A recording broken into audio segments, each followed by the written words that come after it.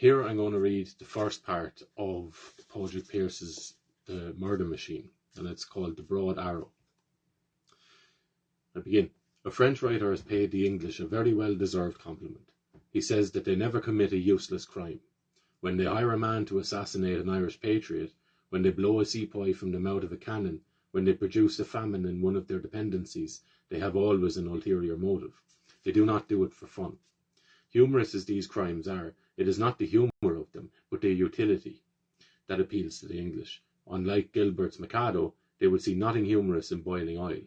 If they retain boiling oil in their penal code, they would retain it, as they retain flogging before execution in Egypt, strictly because it has been found useful. This observation will help one to an understanding of some portions of the English administration of Ireland. The English administration of Ireland has not been marked by any unnecessary cruelty. Every crime that the English have planned and carried out in Ireland has had a definite end. Every absurdity that they have set up has had a grave purpose. The famine was not enacted merely from a love of horror. The boards that rule Ireland were not contrived in order to add to the gaiety of nations. The famine and the boards are alike parts of a profound polity. I have spent the greater part of my life in immediate contemplation of the most grotesque and horrible of the English inventions for the debasement of Ireland. I mean their education system. The English once proposed in their Dublin Parliament a measure for the castration of all Irish priests who refused to quit Ireland. The proposal was so filthy that although it duly passed the House and was transmitted to England with the warm recommendation of the Viceroy, it was not eventually adopted. But the English have actually carried out an even filthier thing. They have planned and established an education system which more wickedly does violence to the elementary human rights of Irish children than would an edict for the general castration of Irish males.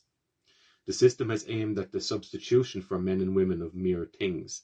It has not been an entire success. There are still a great many thousand men and women in Ireland, but a great many thousand of what, by way of courtesy, we call men and women are simply things. Men and women, however depraved, have kindly human allegiances, but these things have no allegiance. Like other things, they are for sale. When one uses the term education system as the name of the system of schools, colleges, universities and what not, which the English have established in Ireland, one uses it as a convenient label, just as one uses the term government as a convenient label for the system of administration by police, which obtains in Ireland instead of a government. There is no education system in Ireland. The English have established the simulacrum of an education system, but its objects is the precise contrary of the object of an education system. Education should foster. This education is meant to suppress, repress. Education should inspire. This education is meant to tame. Education should harden. This education is meant to enervate. The English are too wise a people to attempt to educate the Irish in any worthy sense, as well expect them to arm us. Professor Owen MacNeill has compared the English education system in Ireland to the systems of slave education which existed in the ancient pagan republics, side by side with the systems intended for the education of freemen. To the children of the free were taught all noble and goodly things, which would tend to make them strong and proud and valiant.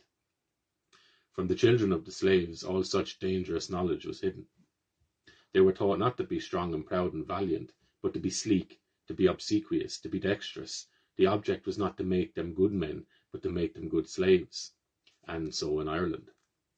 The education system here was designed by our masters in order to make us willing or at least manageable slaves. It has made some of Irish men not slaves merely, but very eunuchs, with the indifference and cruelty of eunuchs, kinless beings who serve for pay a master that they neither love nor hate. Ireland is not merely in servitude, but in a kind of penal servitude. Certain of the slaves among us are appointed jailers over the common herd of slaves, and they are trained from their youth for this degrading office. The ordinary slaves are trained for their lowly tasks in dingy places called schools. The buildings in which the higher slaves are trained are called colleges and universities. If one may regard Ireland as a nation in penal servitude, the schools and colleges and universities may be looked upon as the symbol of her penal servitude. They are, so to speak, the broad arrow upon the back of Ireland. Again, written in 1914, but when dealing with fundamental principles even religious or theological principles such as freedom, the nature of being, the nature of a race's being, its nature, its tendencies, its temperament, okay? And its mind, the things that will impede the flourishing and the blossoming of a nation's mind, and the things that will restrict and restrain it, hardening the focus and deliberately putting blinkers on it, so to speak. I think the words that are written in this that I just read are as salient today as they were in this man's time, if not more so, because we're probably even more blind to it these days than our peers or our ancestors would have been 100 years ago. Okay, so I will read another one tomorrow.